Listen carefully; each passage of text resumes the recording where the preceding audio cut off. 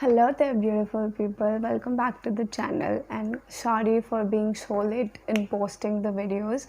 And today's topic that we're going to talk about will be, why is it important to cry? Why, as human beings, do we need to cry? Now, it is being said that grieving is the first step in the process of healing. Now, why do we cry? Because we get hurt most of the time. Crying includes tears, and there are three particular types of tears which we're going to talk about today. The first one would be the reflex kind of tearing, and in this kind of tearing, it's just simply a counter reflex part of our eyes when we get something into the normal phenomena, like we get some dust or smoke into our eyes, and the eyes reflect back by producing some of the moisture to reduce the friction in our eyes. That is called the reflex crying. Now, the second type of crying would be continuous crying. We can also say that we are always crying because our eyes 24/7 produces some kind of liquid to reduce the friction when we blink our eyes. Number 3 would be emotional crying, and it explains pretty much itself. Like, we cry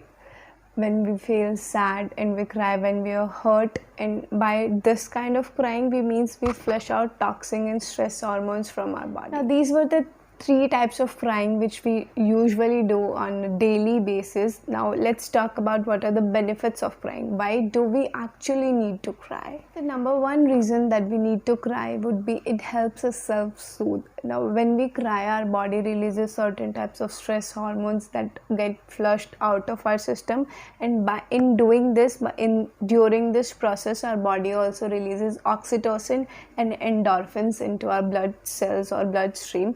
These hormones in particular are made to make the people feel good about themselves, not about them, but these hormones induces happy feeling in our body. Number 2 reason would be crying also helps us ease our pain. It also helps us decrease our mental pain as well as physical pain. Once we start crying, and we cry and cry and cry for a long time, our body kind of enters into a numb stage, because it's kind of psychological. You are really that much deep into the sea of pain and everything that there is nothing worse or bad left. It's all good and better ahead of you. And because you have reached the deepest, darkest level of pain in your life by the method of crying, it also helps us promote the sense of well-being, because when you cry, you let out all your anger and anxiety. It is a healthy form of stress reduction. We can say it is a healthy form of stress reduction. And once we end up crying, we feel motivated to do something about it, if we are able to take it in a positive way. Number 4 would be, as people, we need to understand that crying is just a simple body process, and it is just in response of something that makes you sad and happy. A person can cry when he is sad, and also he can cry when he is extremely overwhelmed by the feeling of well-being or happiness. It is absolutely normal, and it is healthy to let your feelings out by the way of crying. It's okay to cry. It's healthy for you. It's a normal and healthy way to let all your emotions out of your body, to express your emotions. And it is, but you know what is not healthy? To suppress your emotions within yourself, because it causes anxiety, anger issues, trust issues, and what not in your body. So let your emotions out in a healthy way, such as crying and expressing and whatever way you feel like. But in this particular video, we are talking about crying. So crying is okay. It is a healthy and normal body process. Once you start crying, you start the process of grieving. And as I have mentioned earlier, grieving is first step in the process of healing. So cry as loud as you have to. Dig deep into the pain. Give in to the pain. Feel it once and for all.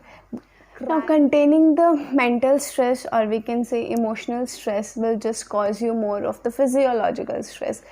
Containing your emotions can affect your physiological body in so many ways. It can affect your immune system. It can affect the production of your hormones. And because it is all related to your brain in the end. And what happens in the long run, if you're trying to contain an emotion so hard, your body starts to forget about it. And you don't want to forget certain type of lessons or experiences just because it is too painful to even talk about it. You should be able to give into the pain and explain, okay, that this has happened and now this is the lesson that I have learned, and I'm going to take this lesson and process it. You should be able to talk about it, because if you don't talk about it, or if you don't think about it, like if you're not giving into the pain, you're just delaying the process. You're just pressing the pause button.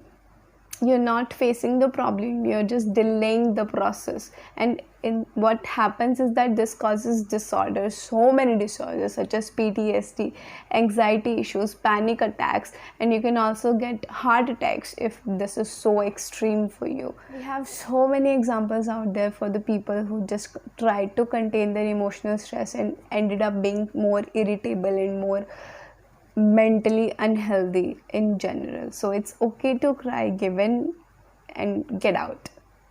Give in, dive into the pain for once and just get over it. So that's it for today's video, and if you liked it, you can share it, subscribe, and I'll see you in my next video.